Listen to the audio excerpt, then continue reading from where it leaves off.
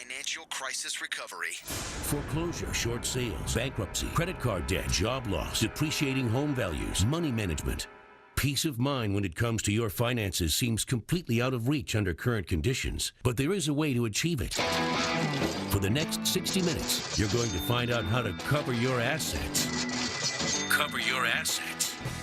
You have to look at it from a grand strategy perspective. You can't piecemeal it because fixing one thing may still leave a person underwater. And as I always like to say, I don't care if you're 100 feet underwater or 50 feet underwater, you're drowning in either case. So when a person comes in to me and they have these types of federal debts, these are priority debts, and they are important because they'll be put in front of everybody else's debt in a federal court in bankruptcy and things like that. They will actually, those will be paid first and they'll take precedent over all others. So I've already talked about IRS debt. So who do I have around me to cover state and local taxes and IRS debt? Some of you have listened to the show when Arliss Richardson, and you can go to the podcast by going to ESPN 1500's website and go to the Cover Your Assets page and go to a podcast. You will be able to download my conversation and the show that we did with Arliss Richardson, who is a phenomenal tax person. I tell you what, CPA, she is the best of the best of the best. Everybody I send to her says, my gosh, I wish I'd have known about her 10 years ago. She is just amazing. And she has really got the concept of doing offer and compromise dialed in. I've got John Martinez. John Martinez, who also works on these very things and was worked for the IRS for 26 years and was the head of the Offer and Compromise Department, meaning that he actually wrote most of the guidelines that the federal IRS agents use to determine if you qualify for an offer and compromise or not. Those out in the field looking at an individual's cases, he wrote the guidelines. And here's the great news. He's not in New Jersey. He's right here in the Twin Cities. 26 years of experience. He can quote all of the laws and the rules because he wrote them. So I'll tell you what, you want somebody who knows how to deal with an offer and compromise and deal with the federal government. You'll find nobody better than the guy that I have in my pocket, John Martinez. Then beyond that, I have bankruptcy attorney David Kingsbury, over 7,000 cases filed in Minnesota, as experienced as they come, and he understands what is and isn't dischargeable. And all of these people that I'm mentioning all work together. We all know each other, and we all work together.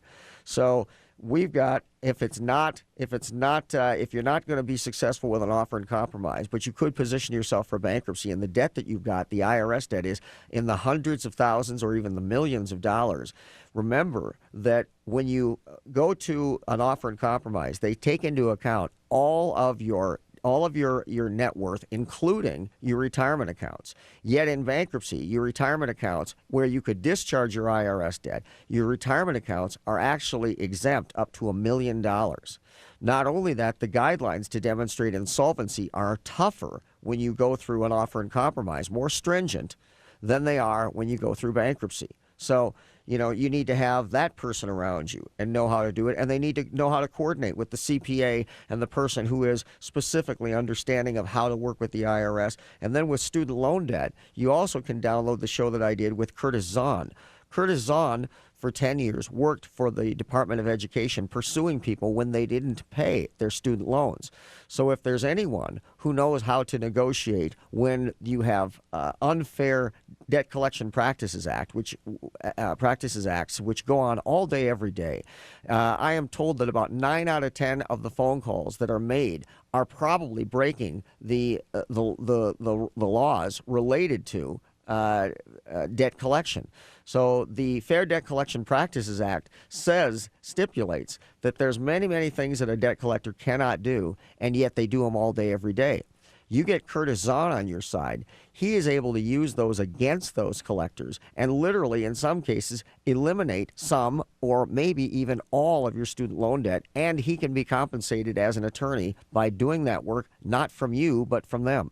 So I'll tell you what, these are the people that you want on your side.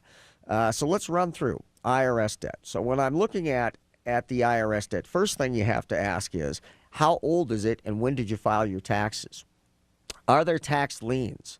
Did you enter into a payment plan? Where are you? These are the questions that must be asked.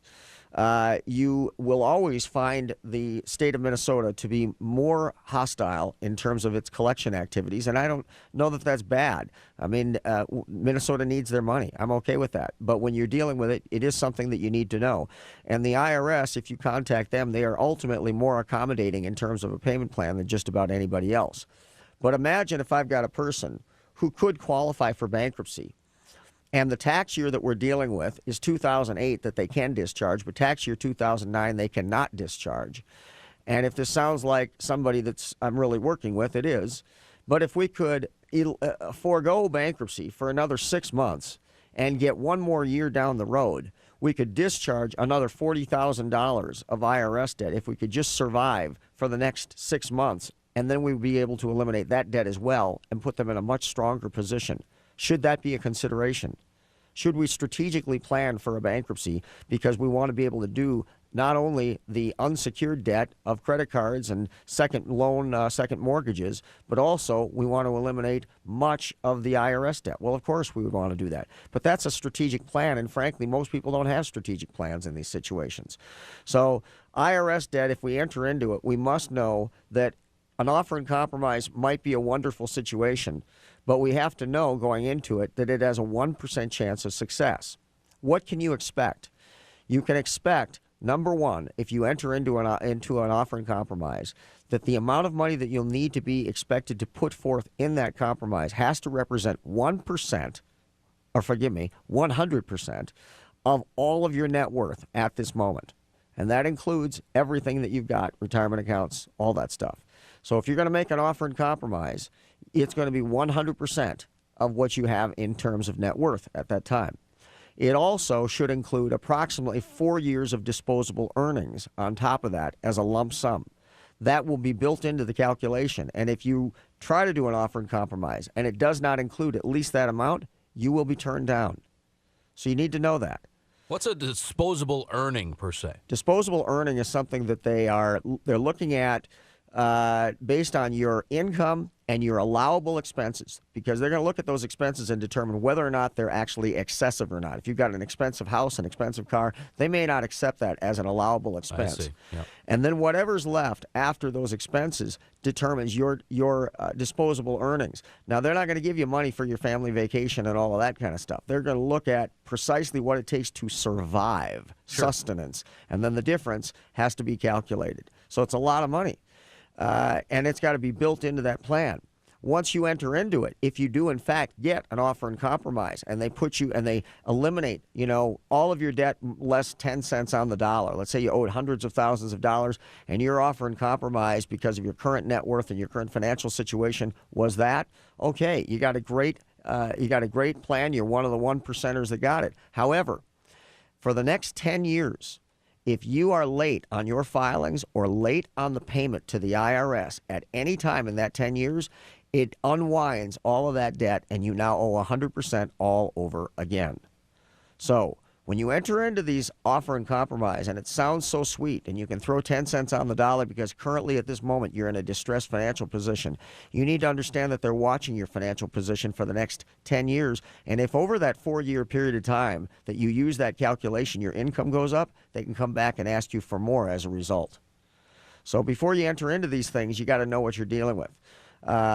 The issue with insolvency as it relates to IRS guidelines, you can go online and you can find this information, and it'll tell you much of what you need to know. So, we'll leave IRS debt as it is. That's enough for the time that we've got on the show.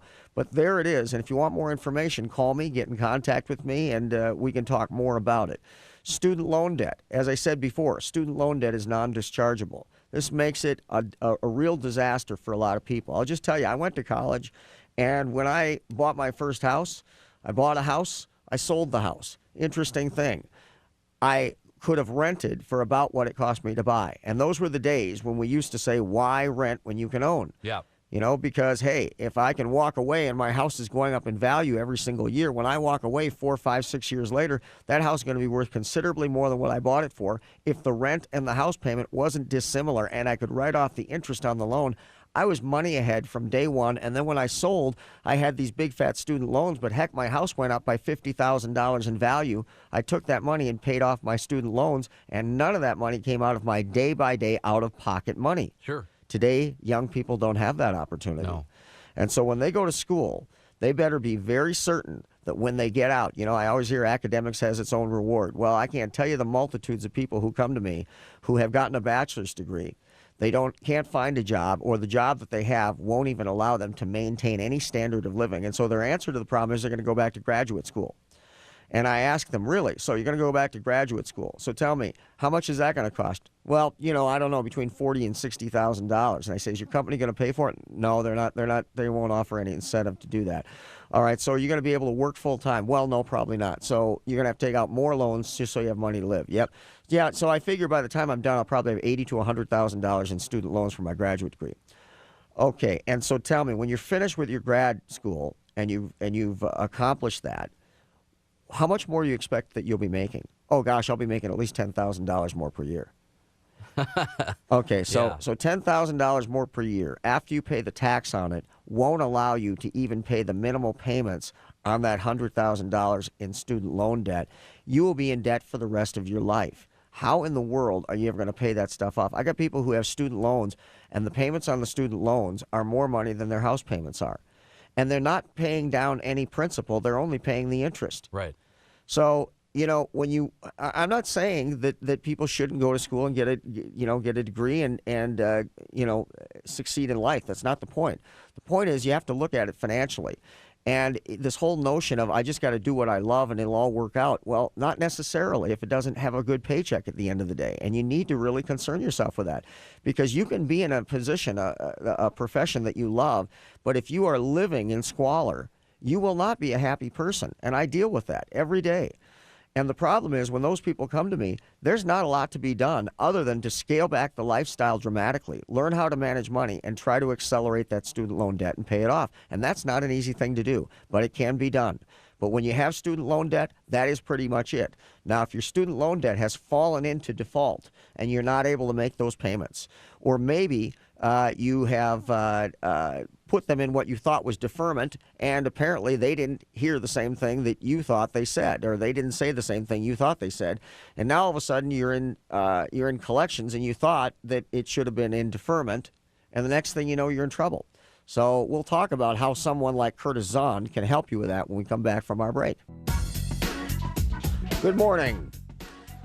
Welcome back to Cover Your Assets. Talking about federal debt. We're now specifically talking about student loan debt.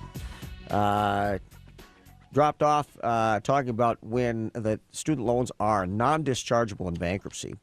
However, a lot of people experience, ruthless debt collection practices where they've got people who are calling their family, their friends, harassing them at work.